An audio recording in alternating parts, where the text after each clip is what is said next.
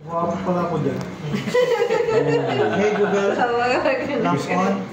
Sino yung nasa likod mo? Alin. Diyan lang. Same din yung dito sir. Same din yung configuration. Pagkakaiba lang, pag ni-right click mo, lalabas itong menu. Mayroon lang lalabas mo. Pero doon sa kabila sir, walang lalabas. Pag right click, walang lalabas. Pag ni-right click mo, ang lalabas doon yung menu mismo. Yung taas na sagad.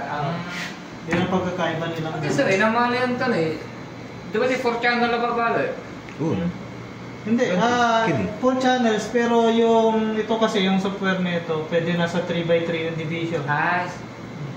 Para ginawa kong 3x3, para nang sa ganun makita ko yung full niya. Full view niya. Kasi yung monitor natin pangit eh. Kahit i-auto mo yan na i-adjust, may cut pa rin. Pero pang